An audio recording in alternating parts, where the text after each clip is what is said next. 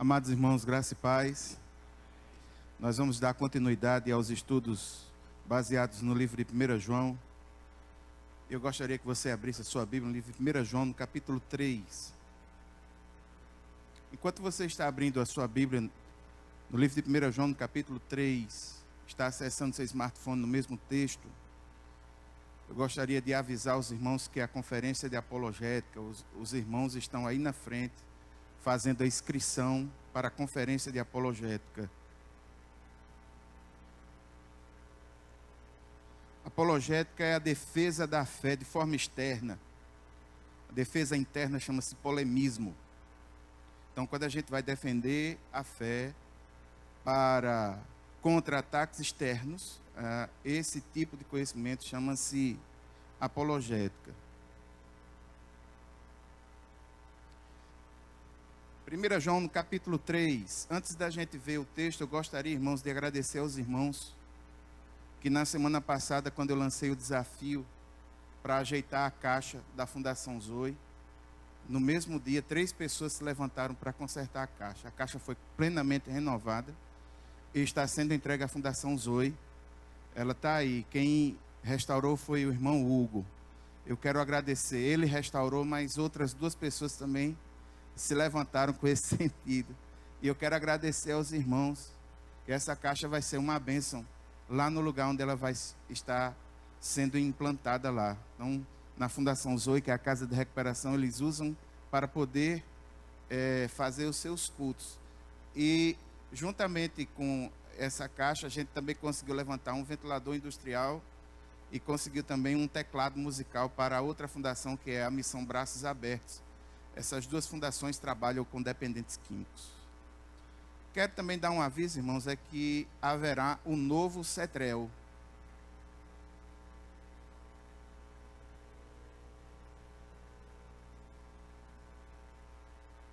Não está passando, não. O novo CETREL, existe uma disciplina, a primeira disciplina do novo CETREL, que é destinada a líderes, é a Introdução à Bíblia.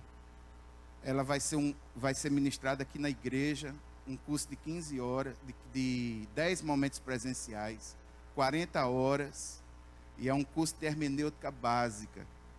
Quem vai estar ministrando esse curso aqui na igreja, de hermenêutica básica, introdução à Bíblia, vai ser eu. Fui professor dessa disciplina no seminário e a gente vai estar trazendo já nessa nova roupagem. Ocorrerão nas quartas-feiras.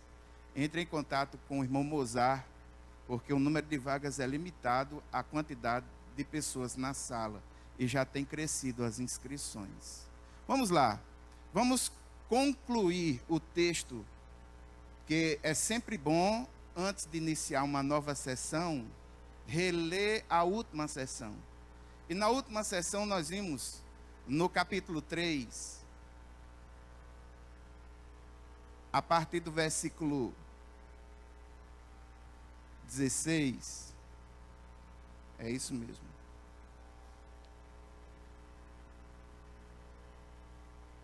Capítulo 3, a partir do versículo 16, foi a última sessão que a gente estudou.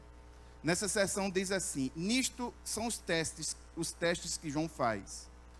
Nessa epístola, João, ele ensina empregando o método das comparações, comparando os contraditórios e também fazendo testes. Nesses testes, ele argumenta, faz perguntas, algumas dessas perguntas até perguntas chamadas perguntas retóricas, onde ela serve só para ilustrar o que é que ele vai estar falando naquele momento. Então, a última sessão, o último texto que nós vimos antes do texto de hoje, que começa aí no versículo 19, vai até o versículo 24, encerrando 1 João capítulo 3, o último texto foi esse: nisto conhecemos o que é o amor. Jesus Cristo deu a sua vida por nós e devemos dar a nossa vida por nossos irmãos.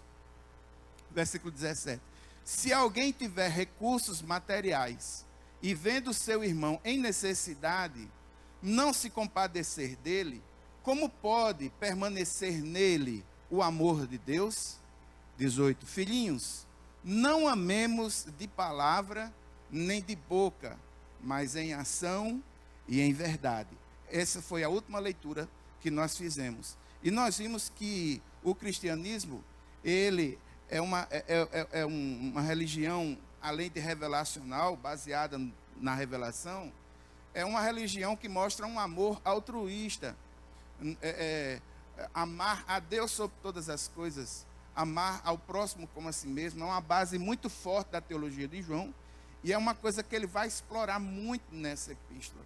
O amor altruísta é entrega ativa, e desse amor altruísta, Jesus se coloca como o padrão de amor, o padrão pelo qual esse amor pode ser, de alguma forma, dimensionado. Muito embora nós saibamos que a palavra amor que é utilizada nessa epístola é aquele amor do ágape, aquele amor incondicional de Deus. Hoje nós vamos, a partir do versículo 19, nós vamos ver, e eu chamei essa sessão de hoje, da divina presença, porque apesar do texto ser pequeno, do versículo 19 até o versículo 24, nós podemos dividir ele em 3 sessões. E nessas 3 sessões, 3 presenças são fundamentais. A presença do amor, nos primeiros 2 versículos, nós vamos ver isso. E só lembrando o fato de que em 1 João está baseado em 3 grandes colunas. Deus é luz, Deus é vida e Deus é amor. E nós estamos estudando justamente essa segunda coluna, onde João vai falar, dentro dos seus escritos, sobre o aspecto não apenas teológico do amor, mas o aspecto prático daquele amor que faz as coisas acontecerem.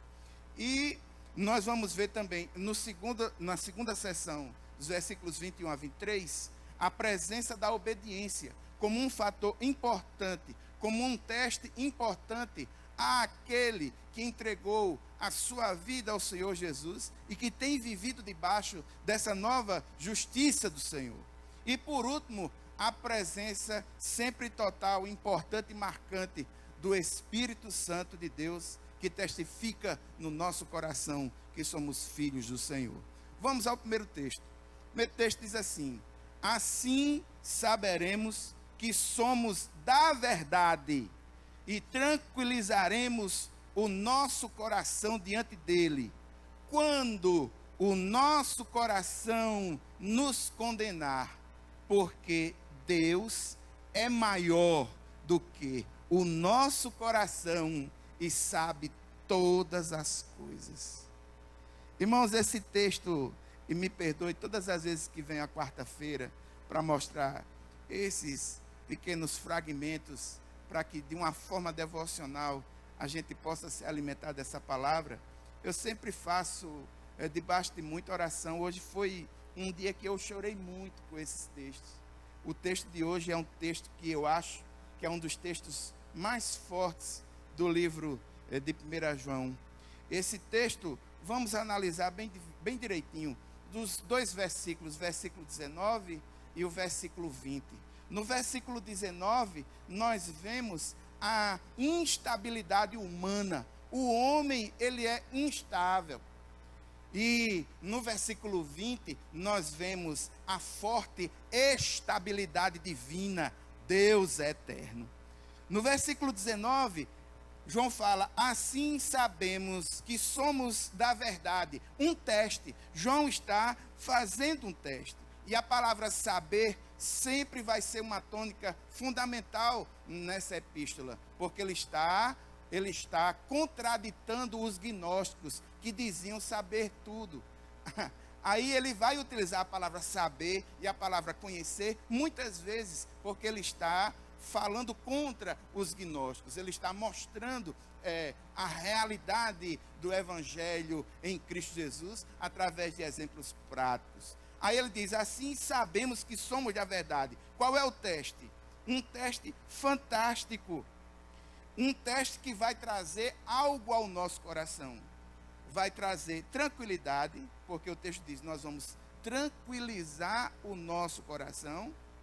Quando isso vai acontecer? Quando esse coração nos condenar. Você está vendo aí? Existe o que vai acontecer, Existe um porquê vai acontecer e existe um quando vai acontecer. Irmãos, esse texto é extremamente libertador. Eu converso com pessoas, aconselho pessoas, às vezes, de várias outras denominações.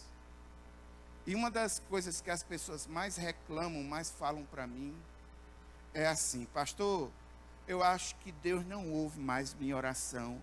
Acho que Deus não fala comigo. Acho que esse negócio, esse caminho não dá certo para mim. Eu não sinto mais a presença de Deus em minha vida. Eu acho que eu não sou salvo em Cristo Jesus. Aí esse texto me mostra essas fragilidades. São pessoas que colocaram a sua fé depositada única e exclusivamente no afã das suas emoções. Quando as tentações e os problemas vieram, ela simplesmente cedeu a essas tentações, cedeu a esses problemas, e como ela aceitou a Jesus no momento de emoção, ela pensa que tudo aquilo que ocorre dentro do palco da emoção é fé ativa de Deus na vida dela. E a partir do momento que ela vai em determinados cultos, ou alguma coisa tem ocorrido na sua vida, ou ela errou, pecou, ela pediu perdão a Deus, mas ela não se permite ser perdoada. Ela pediu perdão a Deus, mas em função do contexto familiar, em função dos seus problemas emocionais, em função da teologia que ela vive, em função de pessoas legalistas que estão ao seu redor, em função de coisas ditas nas músicas evangélicas erradas, em função de muitas coisas, ela não se coloca, ela não acredita no perdão de Deus para ela. E ela está com o seu coração totalmente machucado, magoado. Ela pensa que Deus não vai olhar para ela. Ela pensa que ela faz alguma coisa que digna de que Deus olhe para ela. Isso é teologia de retribuição. Isso não é teologia bíblica. Isso fere a teologia da graça. Deus nos conhece de forma profunda e plena. E aqui um dos grandes paradoxos da fé, irmãos, é que Deus, ele exige de nós santidade, isso é verdade, mas é um Deus amoroso que conhece as nossas fraquezas. O texto de 1 João, irmãos, é um texto que nos humaniza. E triste da religião que desumaniza as pessoas, que transforma as pessoas em coisas que elas não são. Nós fomos afetados pelo mal do pecado. É uma realidade. Nós não queremos o pecado como estilo de vida. Mas às vezes ocorre da gente cair. E agora? Acabou-se o mundo? Eu não tenho mais salvação? O que foi que ocorreu? Aí o texto de João é extremamente elucidador nesse sentido. O nosso coração é tranquilizado diante dele.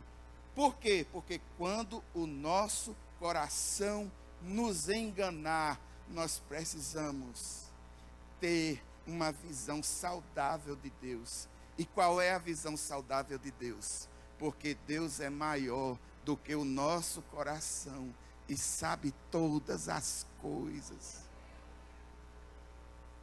Irmãos, um dia, em Campina Grande, quando eu estava à frente daquela congregação, no momento em que eu estava à frente daquela congregação, ocorreu uma coisa, lá em Campina Grande, triste.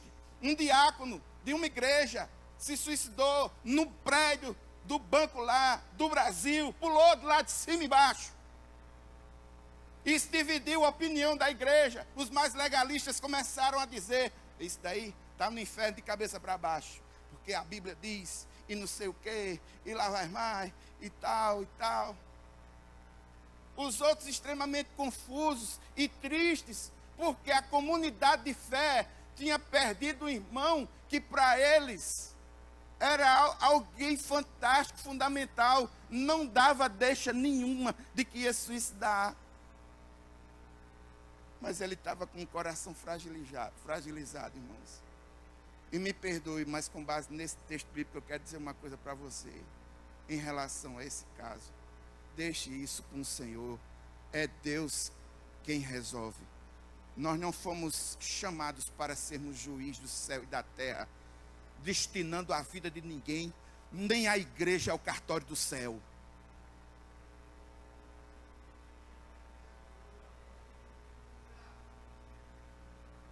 É possível que esse irmão, no afã de uma depressão muito forte, tenha subido naquele banco, que é muito comum pessoas suicidarem no Banco do Brasil, lá em Campina Grande, sobe e pula do lado de baixo, lá de cima embaixo.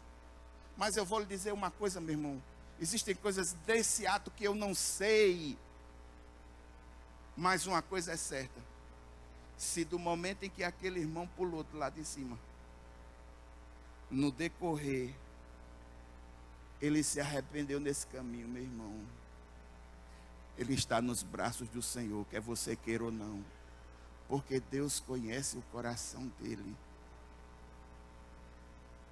Não obstante esse problema, eu tive esse problema na congregação em Santa Rita. Uma das pessoas mais benquistas da congregação se matou. Eu não estou aqui fazendo apologia da morte, nem estou aqui defendendo o suicídio. Eu estou defendendo a graça de Deus, que olha para o homem e conhece a fragilidade dele, mas que olha com amor, mas olha com justiça também. O irmão tomou chumbinho, e ele foi caminhando no trilho do trem, morreu debaixo de uma ponte, lá em Santa Rita. E agora, a mesma coisa, a mesma situação. Eu vou lhe dizer, meu irmão, se nesse caminho ele refletiu sobre sua vida, e ele pediu perdão, pode ter certeza que você vai se deparar com ele lá no céu. E vocês dois juntos vão louvar o Senhor, como eu vou louvar o Senhor juntamente com ele. A gente precisa deixar dessa mania, essa mania de agir como juízes. E aqui, irmãos, esse texto é tremendo. Deus é maior. Irmãos, eu chorei tanto com esse texto hoje. Deus é maior. Deus nos conhece profundamente. Deus sabe a extensão, a realidade de tudo e de todas as coisas, inclusive daquilo que a gente passa. Em termos de julgamento, irmãos, Deus é maior. Deus conhece a extensão do pecado. Deus conhece. Mas um coração que acusa, eu quero lembrar os irmãos do profeta, quando ele diz que o coração do homem, ele é enganoso. Porque muitas vezes o Senhor nos perdoa, nós pedimos perdão, mas nós mesmos não nos perdoamos. E esse discurso, irmãos, é um discurso interno. Essa conversa é uma conversa de mente, de pensamento. É um discurso interno e a pessoa não se permite, não percebe o amor de Deus por ela. E nesse sentimento de culpa, começa a pensar um bocado de besteira. E nessas besteiras, a pior besteira que alguém pode pensar é aquele sentimento de que Deus não quer nada com ela. Isso surge muito, irmãos, quando a gente erra. E quando esse erro é reincidente, várias vezes, é um pecado ao qual nós temos dificuldades de nos livrar, é um pecado que está muito fortemente entranhado no nosso comportamento. Aqui e ali o maligno joga a sua seta nessa brecha.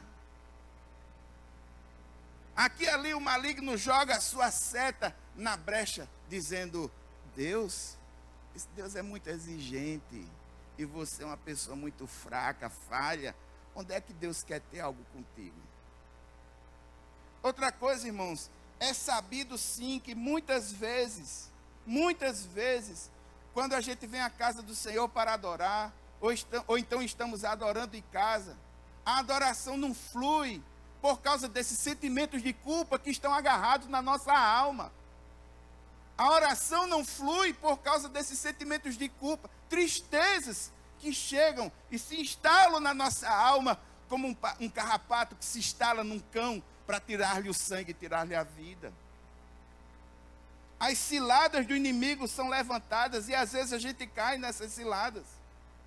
Tentações que vêm muito fortes contra nós. E algumas dessas tentações são tão fortes que a gente fica às vezes até questionando. Quer ver uma tentação forte e que ocorre muito mais do que você pode pensar? O sucesso das pessoas ímpias, o sucesso das pessoas más. Aquele crente fiel, coitado, está orando, colocando a sua vida diante do Senhor, mas está passando por um momento difícil. Salmo 73, ele olha para a prosperidade do ímpio, ele vê o ímpio, como diz lá o Salmo, as coisas tudo acontecendo, ele olha para a sua vida, ele que tem glorificado ao Senhor, mas está passando por um momento, um tempo ali, um momento de sofrimento, e ele questiona, ele vai questionar, ele vai com dor na sua alma, dizer: Senhor, onde é que tu estás? Fulano só faz o mal e está bem de vida, eu só faço o bem e estou aqui emperrado. Quantas pessoas já não pensaram isso dessa forma?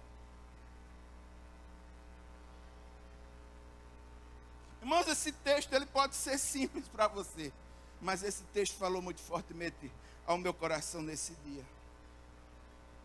Irmãos, haverá um dia sim em que o seu coração estará triste por causa dos seus insucessos, por causa das privações que você vai passar, por causa das frustrações que você vai passar, por causa das tristezas que você vai passar. Irmãos, quantos casais, os cônjuges ou um ou outro, vêm para um culto, às vezes com o coração amargo, porque gostaria de ter recebido uma palavra doce do seu cônjuge e não recebeu. Às vezes não recebe sequer uma palavra de apoio para aquilo que faz. E tem muita gente que vem com o coração marcado por essas coisas. Irmãos, quantas e quantas pessoas que vivem a vida na sua família faz de um tudo, ajuda todo mundo, mas não é reconhecido. Falta o reconhecimento familiar.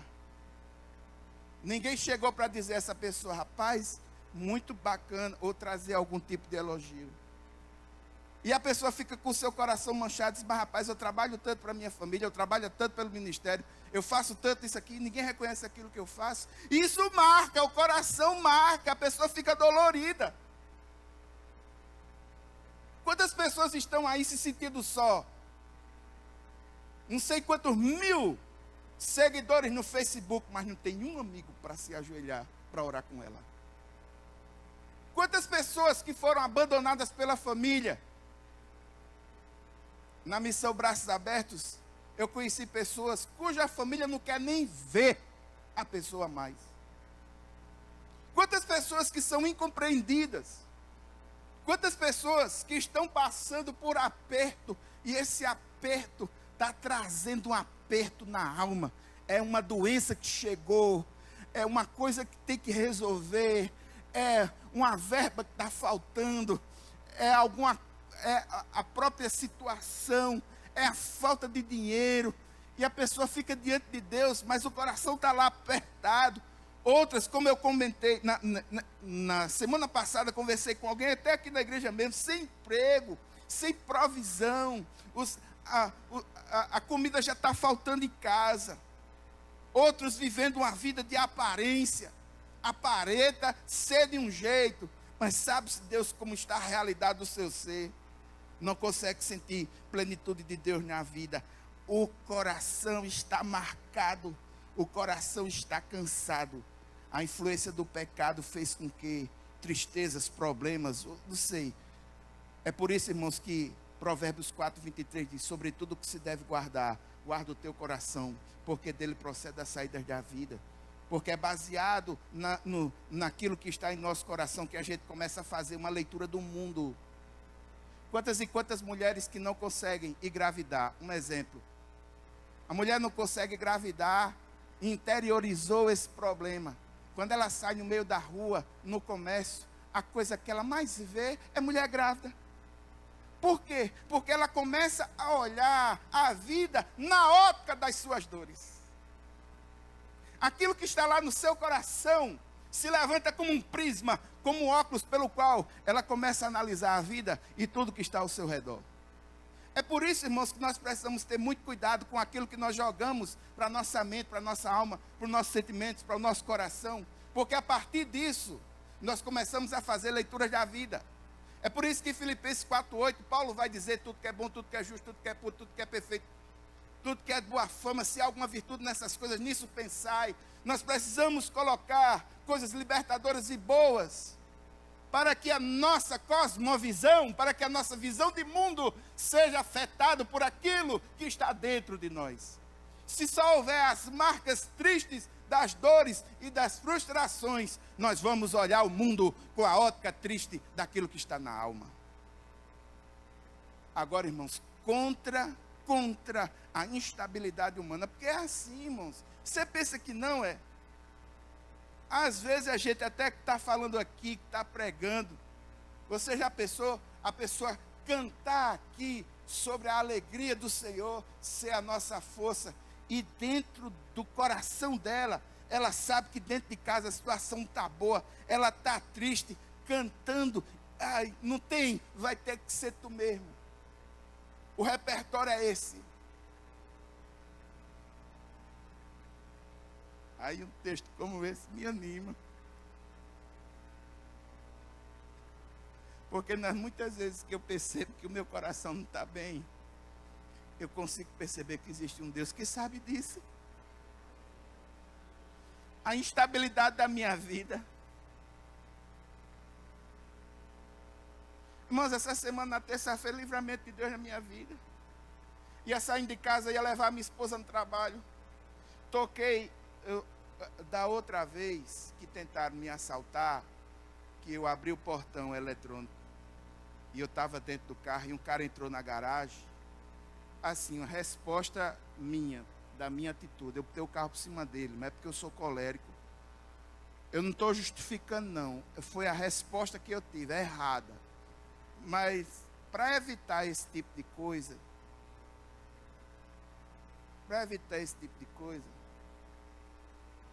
agora eu dou uma olhadinha, aí eu volto para o carro para poder sair. Essa semana eu fui dar uma olhadinha, toquei no controle, a porta abriu, aí passou um cara e passou outro com arma empunhada. Eu fechei na hora. Aí eu disse para minha esposa: neguinho, parece que o negócio está muito bom não, entra aí. Daqui a pouco começou o tiroteio. Aqui nessa rua, irmãos, aqui, ó. 20 para as 3 da tarde. Aí Ruth encontrou comigo ali no corredor e disse: pastor, a gente precisa orar para que haja paz. Precisa mesmo, é uma questão espiritual. Está ligado ao pecado. Agora só tem um problema, Ruth, a tendência é piorar, pelo menos biblicamente falando. Porque o amor das pessoas vai esfriar. Mas o Senhor protege. E o Senhor me protegeu. O Senhor me protegeu. Protegeu aquela família que estava ali. Graças a Deus não aconteceu nada. Às 3h15 da tarde já estava tudo resolvido. Mas foi tirinete aqui. Foi problema. Aí veja só. Se eu for colocar esse medo no meu coração, ele não sai mais de casa não, irmãos. Se eu for viver à custa de tudo aquilo que está no meu coração ser o crivo pelo qual eu vou observar a vida, eu não vou comer. Porque o que eu gosto engorda. Eu não vou sair, eu não vou fazer mais nada. É uma síndrome do pânico, é. Mas não pode, meu irmão, contra a síndrome do pânico, a palavra de Deus diz: Deus é maior. Eu vou continuar crendo. Quem tem Deus na vida, meu irmão, a vida é mais estável. Se você tem uma consciência que é muito sensível, deixa eu dizer a você, em nome de Jesus, Deus é um Deus amoroso. Paulo vai dizer: quem é que pode me separar do amor desse Deus? Nem altura, nem profundidade, nem riqueza, nem baixeza, nem largura, nada. Esse Deus está de braços abertos.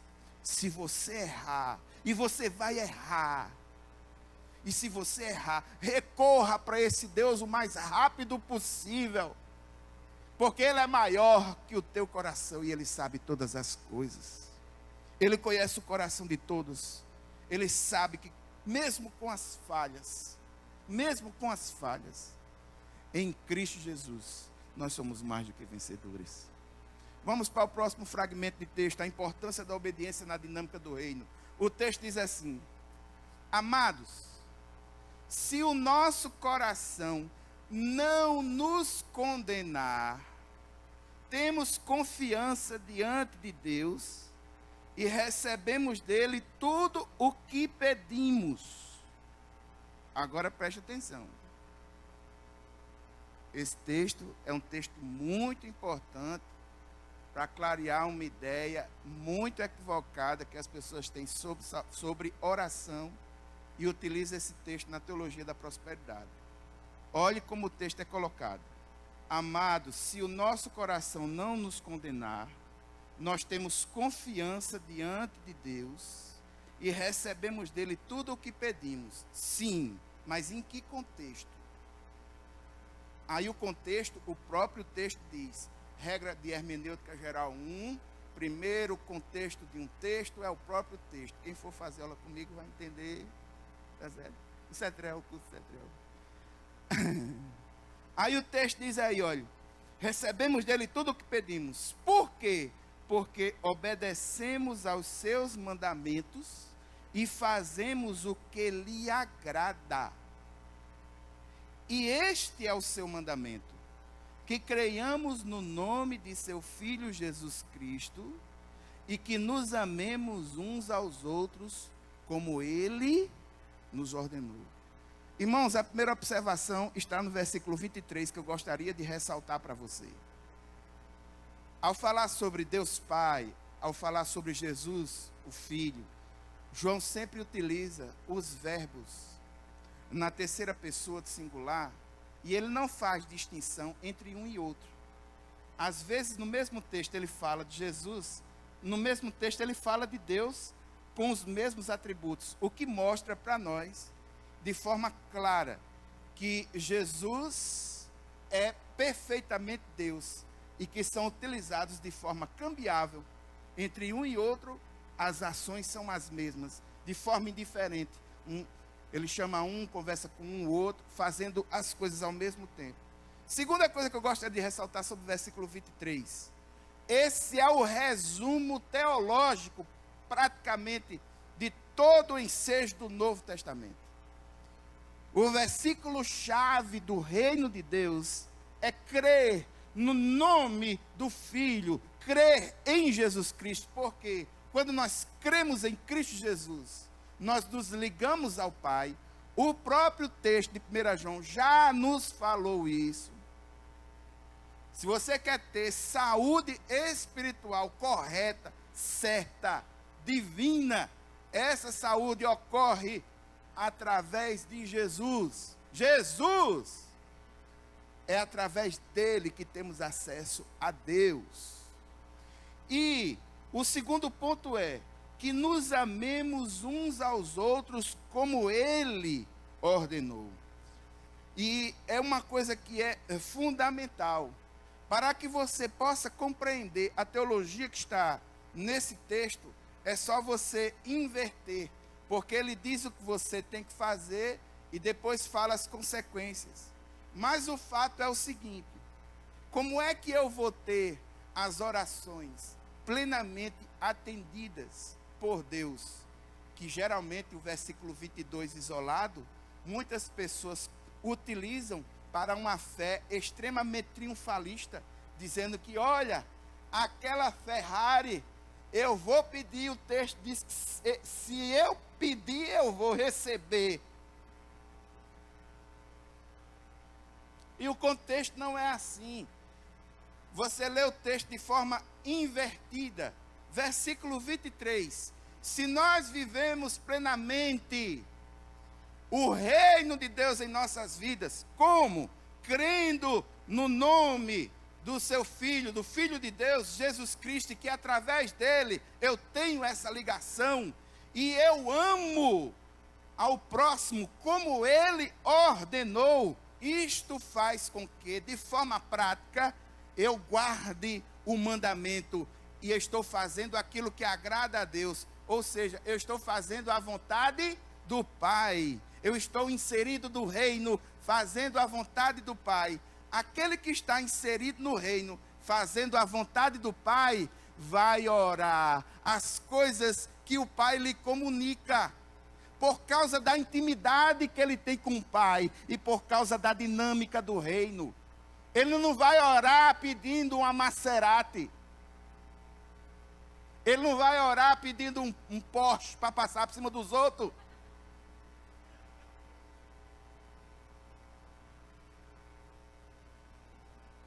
Ele vai orar de acordo com a dinâmica do reino. A intimidade dele com Deus é tão grande que ele vai orar dentro desta dinâmica. Aí aqui eu lembro a vida dos grandes homens do cristianismo. George Miller. George Miller chegou a alimentar 4.000 pessoas por dia. Em uma noite, um missionário estava visitando ele. De noite, ele bate na porta do missionário, George Miller, e diz: vamos orar, porque amanhã não há recurso algum e nós temos 4.000 pessoas para alimentar. E vai ele e o missionário orar num quarto, às 5 horas da manhã, tocado pelo Espírito Santo de Deus, um dos mais influentes empresários da região, chega lá, entregando donativos para que aquelas pessoas, elas possam ser alimentadas. Irmãos, leia a vida. Olha, eu não sei, assim, para mim, eu gosto muito de ler biografias. Adoro ler biografias dos grandes homens de Deus. Muito embora traga uma alegria e uma tristeza. Toda vez que eu leio uma biografia. Traz a alegria de eu ver a ação de Deus, mas está uma tristeza em relação a mim. Eu como pessoa, quando vejo esses relatos, eu vejo a mesquinharia das minhas orações. Eu vejo a mesquinharia das minhas rotinas, do tipo de vida que eu levo, do desprezo que muitas vezes a gente tem por aquele que é pobre, por aquele que é aflito. Esse mesmo George Miller, já com mais de 70 anos de idade, vai fazer uma série de conferências no Canadá, pega um navio.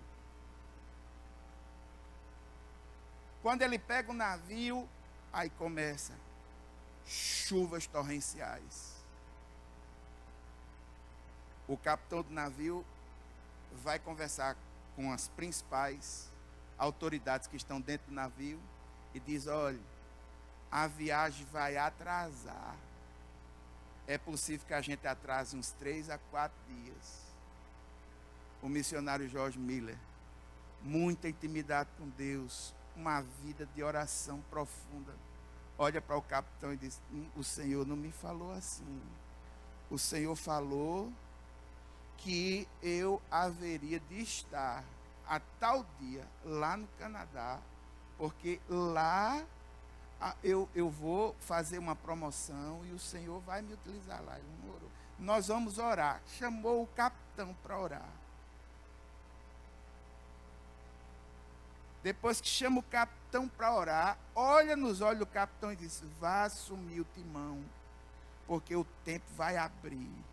E o tempo abre. Agora, o que é que estava em jogo? O desenvolvimento ministerial individual de George Miller? Não, meu irmão. O que estava em jogo aí é a dinâmica do reino. E a vontade de Deus que ele conhecia por causa da sua intimidade. E quem tem intimidade com Deus não pede coisa em função do reino, não em função de si. Percebe? É diferente. A glória é para Deus. A glória é para Deus. Aí parte-se para um coração confiante. Você vive a dinâmica, você obedece aos mandamentos, você faz o que agrada a Deus, você vive a vontade do Senhor, você só vai orar de acordo com essa vontade. Que coisa maravilhosa. E neste sentido, a confiança é fundamental.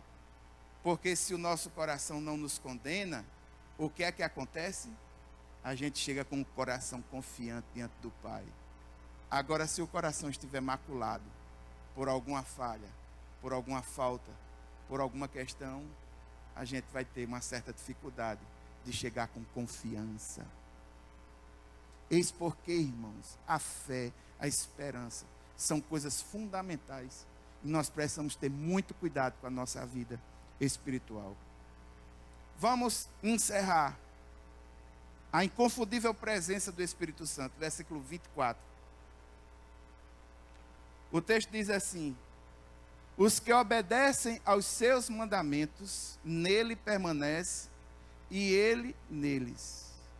Do seguinte modo, sabemos que ele permanece em nós. Como? Como é que a gente sabe que Deus está em nós? Pelo Espírito Santo. Aqui, irmãos, eu gostaria de sair do texto de 1 João. E eu gostaria que você abrisse a sua Bíblia em Romanos, no capítulo 8. 2 versículos, os versículos 15 e 16. São fundamentais. Eu gostaria que você marcasse na sua Bíblia, que você lesse várias vezes em oração. Romanos, no capítulo 8.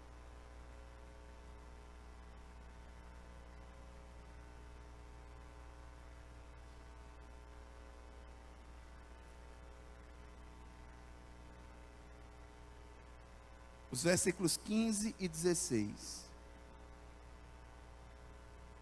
O texto diz assim: pois vocês não receberam um espírito que os escravize,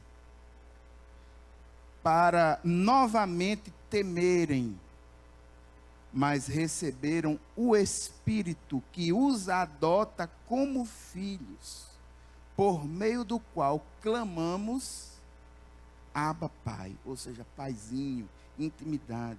Versículo 16. O próprio Espírito testemunha ao nosso espírito que somos o quê? Nós somos o quê? Em Cristo Jesus nós somos o quê? Quem é que testifica? O Espírito Santo está onde?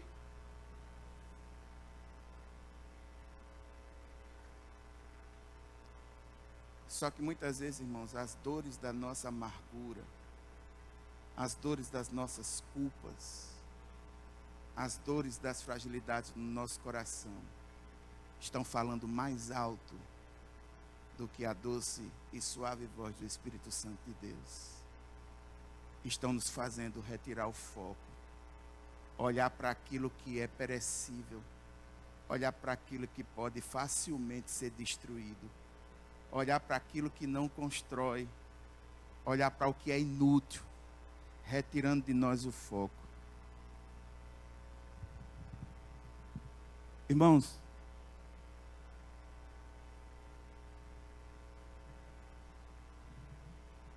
tem como puxar aqui esse...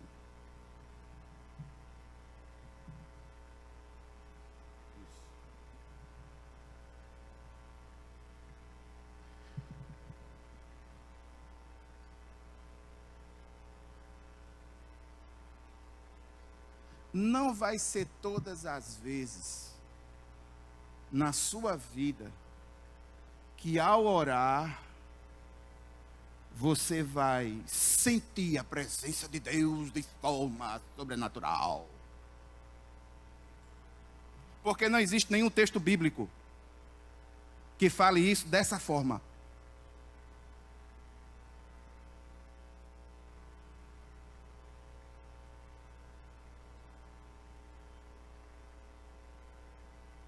Não existe nenhum texto bíblico Deus dizendo assim: vocês vão sentir minha presença todos os dias até a consumação dos séculos. O texto não diz assim. O texto diz: eu estou com você todos os dias até a consumação dos séculos. Não é sempre, meu irmão, que você vai estar aos arrepios. Então, Deus está aqui, estou todo arrepiado. Não vai ser sempre, não. Haverá momentos na sua vida que a sua alma vai estar toda doída, de frustrações, de dores, que você não vai conseguir nem orar. Mas eu olho para um texto como esse, e para mim o ponto principal é esse. Deus conhece o nosso coração e é maior. Haverão momentos na sua vida que você vai se ajoelhar, não vai sair uma palavra. Uma guerra profunda, você querendo orar, querendo perceber essa presença de Deus na alma, mas o que vem é conta na cabeça que vai pagar amanhã. É uma palavra pesada que um fulano disse, é uma agressão que um outro disse, que é muito difícil, irmãos.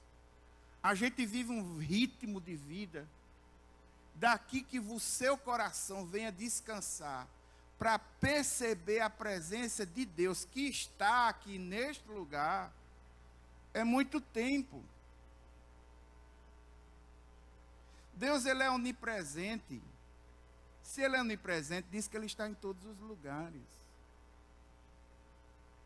Não é sempre que você vai perceber a presença dele, porque ele não prometeu isso. Ele não prometeu que você haveria de perceber ele constantemente. Ele disse que está ao seu lado constantemente. Se você vai perceber isso ou não, são outros 500, são outras histórias. Você pode perceber ou não, isso não quer dizer nada. Isso não quer dizer muita coisa.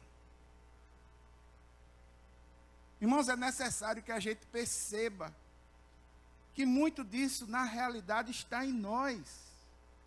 Quando a gente peca, entristece o Espírito Santo, quando não faz o que deveria ter feito, chega no culto com o coração machucado, triste, vai cantar o quê? Canção da alegria?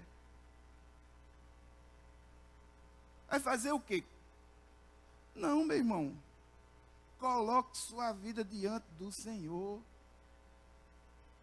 Um coração quebrantado e contrito, o Senhor não rejeita. Ele conhece as suas dores. Irmãos, eu me cantei com uma canção hoje na minha devocional.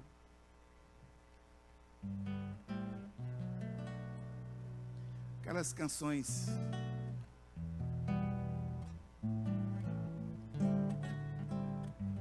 Quem souber, acho pouco provável, que é muito antigo. O texto diz assim: aflito e triste coração, Deus cuidará de ti. Por ti opera a sua mão, Deus cuidará de ti. Deus cuidará de ti. Em cada dia Deus proverá, sim, cuidará de ti. Deus cuidará de ti. Você chegou com seu coração pesadinho, sentimento de culpa. Aí o maligno fica dizendo: você não pode chegar diante desse Deus santo. Fez isso, fez aquilo outro. Em nome de Jesus, essa vozinha que está dizendo isso, diga assim: está repreendido, porque Deus é maior e Ele conhece o meu coração.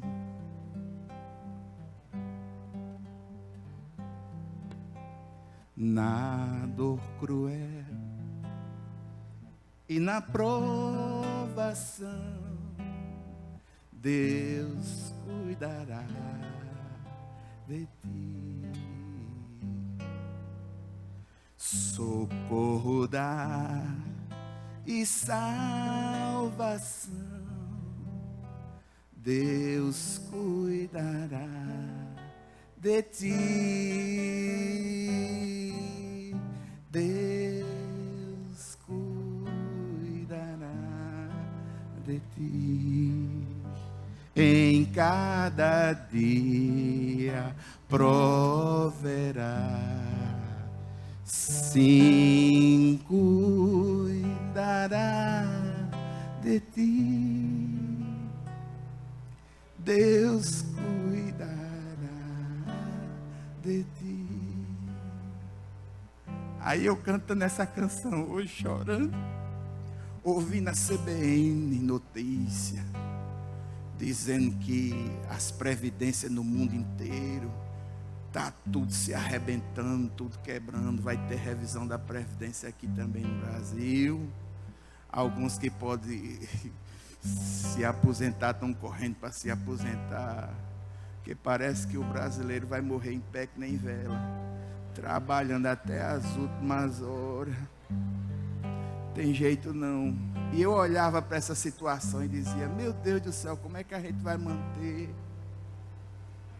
Aí eu pegava o texto e ele via: a tua fé Deus quer provar, Deus cuidará de ti.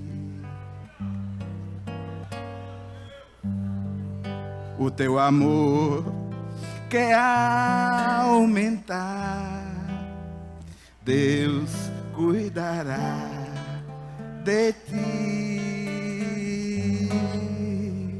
Deus cuidará de ti.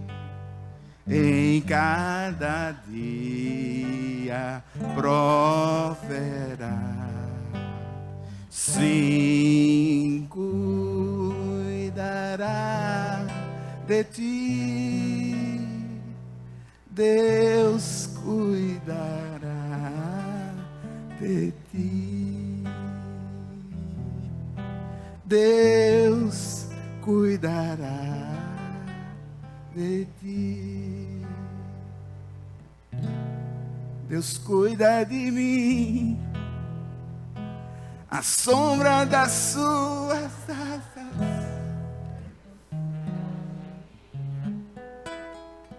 eu amo a sua casa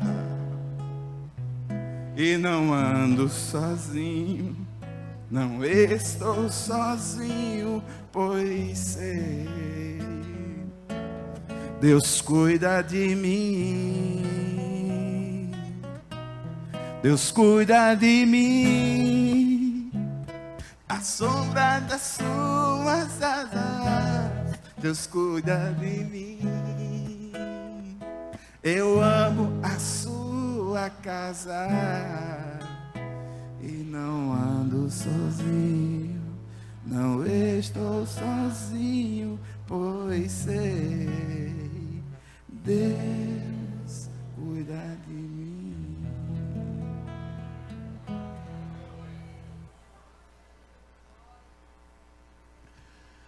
Irmãos, eu não sei em relação ao futuro o que ocorrerá. Uma coisa eu sei: as nossas vidas estão nas mãos do Senhor. E a vontade do Senhor, ela é boa, perfeita, agradável.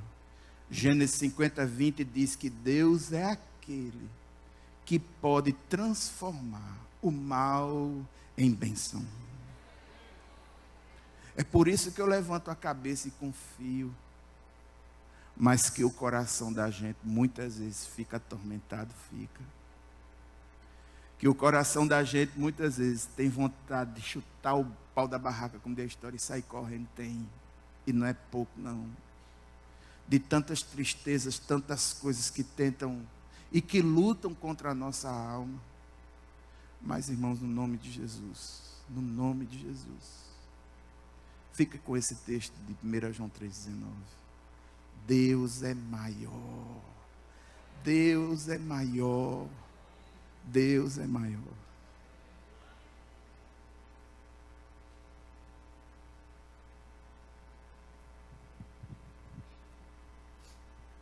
Irmão, só deu um motivo aí para eu tomar o meu remédio.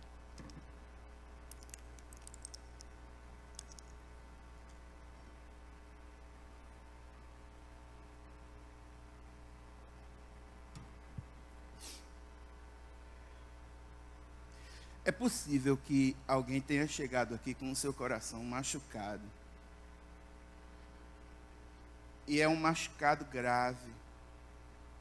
Porque é um tipo de machucado que não consegue mais perceber a vontade do Senhor, nem se perceber inserido nesse grande projeto de Deus. É possível que tenha alguém aqui nesta noite que tenha sofrido algum tipo de acusação ou indiferença, ou até mesmo de forma ativa, tenha pecado contra Deus, ou tenha pecado contra o próximo. É possível. É possível. Se você chegou nessa noite com o seu coração apertado, em virtude disso que eu falei, irmãos, eu não vou pedir para vir aqui à frente. Eu não sei quais são os motivos, quais são as questões. Mas eu gostaria de desafiar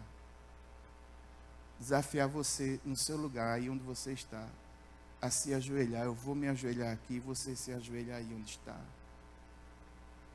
E se você não tem motivo algum, se essa mensagem não lhe atingiu, se o texto bíblico não falou no sentido do texto, eu gostaria de sugerir que você orasse pela sua vida emocional. Orasse para que você tenha estabilidade emocional. Para que pelo Espírito Santo de Deus, você tenha equilíbrio. Às vezes nos falta muito equilíbrio. 2 Pedro capítulo 3, versículo 18. Equilíbrio entre graça e conhecimento. O conhecimento que nós ganhamos, ele sempre tem utilização, quando disponibilizado a serviço do reino de Deus, a produtividade aumenta cada vez mais. Inclusive o conhecimento da teologia. O estudo teológico, quando tem como objetivo estar próximo de Deus, ele gera vida. A prática teológica é essa. Então, que haja equilíbrio, que nós possamos crescer em graça e crescer no conhecimento de Deus. Vamos nos ajoelhar e vamos colocar diante do Senhor. Se você não puder se ajoelhar, meu irmão, não tem problema não, fique como você está. Às vezes vem com dores, eu não sei como é a sua situação. A única coisa que eu pediria era a sensibilidade, para que você se desligasse das coisas que estão ao seu lado nesse momento, para colocar diante do Senhor o seu ser. Pai eterno e santo, Deus poderoso, nós oramos agora, Senhor, em teu santo nome. E nós queremos colocar diante de ti, Senhor, o nosso coração. Senhor, a gente vive um mundo tão mau, tão difícil, tão complicado, que às vezes no nosso coração a gente se sente inadequado. Pai, não me sinto daqui, mas eu reconheço que o Senhor nos fez como embaixadores. Mas, Senhor, está muito difícil, Pai, é muita violência, é muita guerra, é muita coisa, e essas coisas no mundo afetam a nossa alma. Nós vimos a Tua casa, Senhor, para perceber Tua presença, mas não conseguimos, porque a nossa alma está tão cheia de coisas. Tu que és onipresente. Nós que somos limitados, precisamos da ajuda do Teu Santo Espírito. Senhor, nós queremos pedir perdão, Senhor, pelos nossos pecados. Senhor, pecados que vêm por palavras, quando nós machucamos com palavras, dizemos palavras que não deveriam ter sido ditas. Pecados de pensamento, Senhor, quando nós pensamos coisas equivocadas. Pecados por ação, quando agimos contrário à tua vontade e à tua palavra. Senhor, todos esses nós colocamos nos teus pés e te pedimos que o Senhor nos cubra com teu sangue. Senhor, nós reconhecemos a nossa fragilidade, mas reconhecemos o poder do Senhor e declaramos de joelhos que não existe nenhum outro Salvador a não ser o Senhor Jesus Cristo.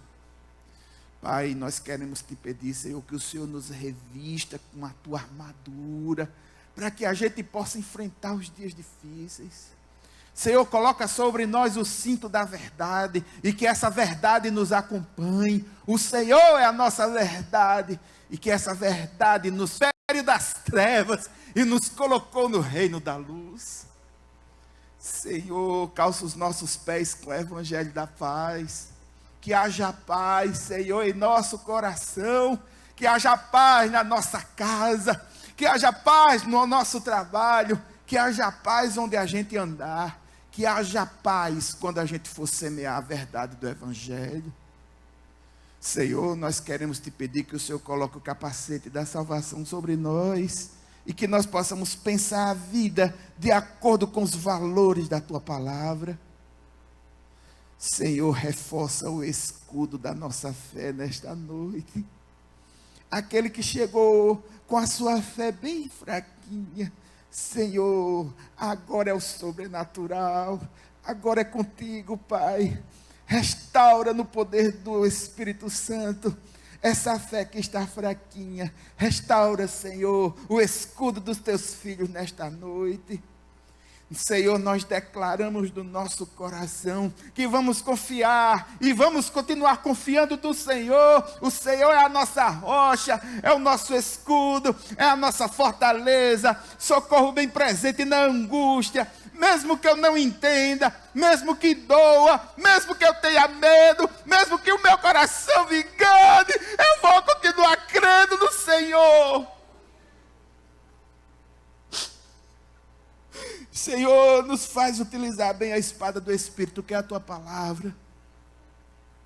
Pai, que a tua palavra tome espaço de verdade nas nossas mentes e nos nossos corações. Que a tua palavra de verdade seja proclamada aonde quer que nós estejamos. Senhor, toda sorte de sentimento de culpa, nós te pedimos que no poder do teu Santo Espírito seja debelado agora de nossos corações.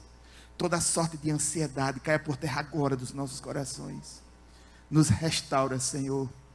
Restaura o nosso viver. Nós vamos dormir com essa certeza e essa confiança. Deus é maior. O Senhor é maior.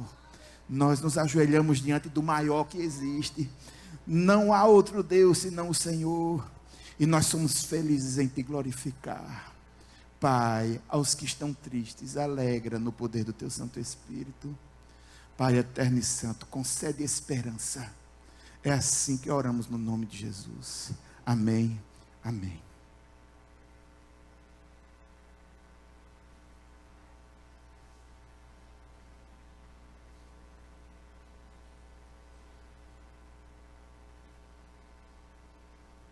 Aleluia, glória a Deus.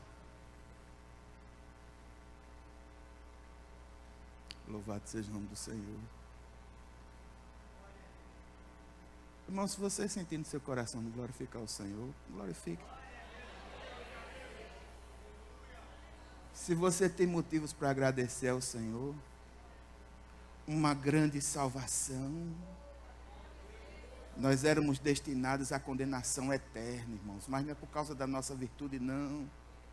É o amor de Deus quem concedeu isso. Irmãos, quantos aqui tiveram seus alimentos, se alimentou durante a semana, tem se alimentado durante o dia, está estável? Glorifica ao Senhor, meu irmão. Você está na igreja, você tem motivo, você está andando.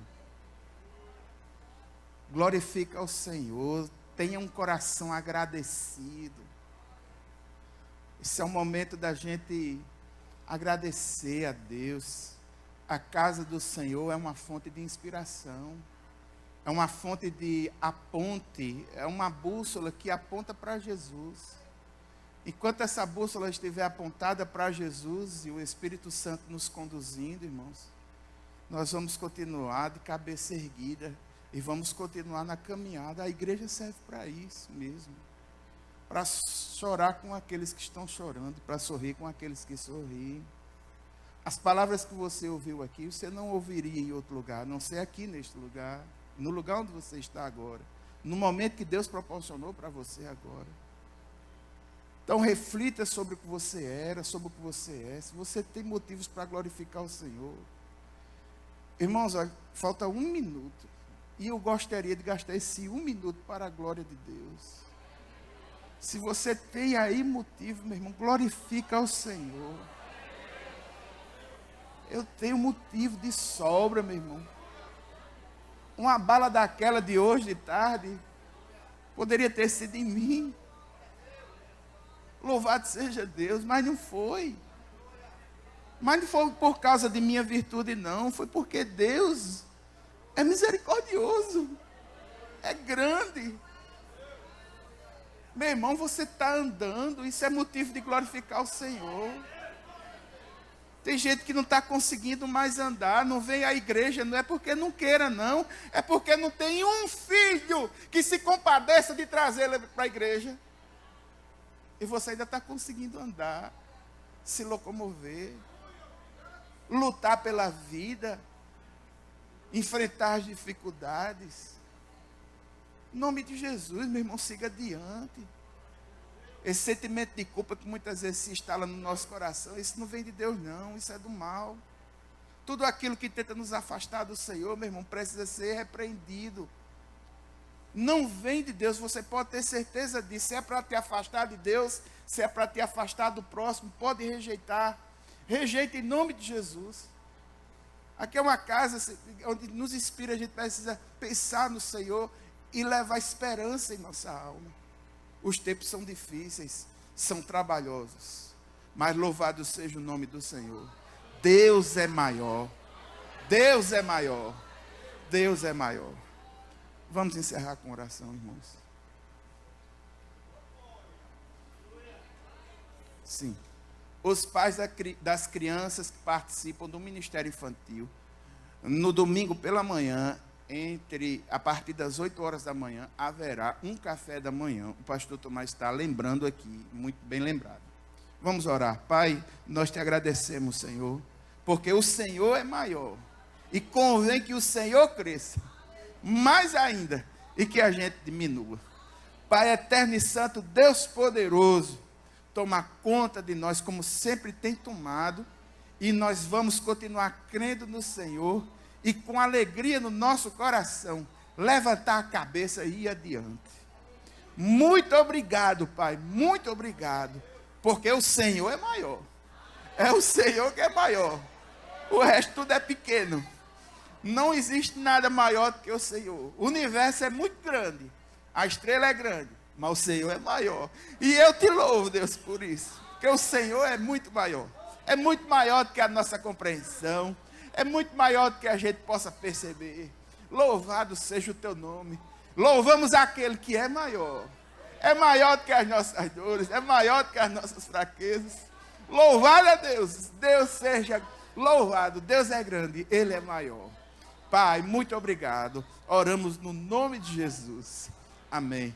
A graça do Senhor Jesus Cristo, o amor de Deus, que é maior, e as consolações do Espírito Santo, seja sobre cada um de nós, hoje e sempre.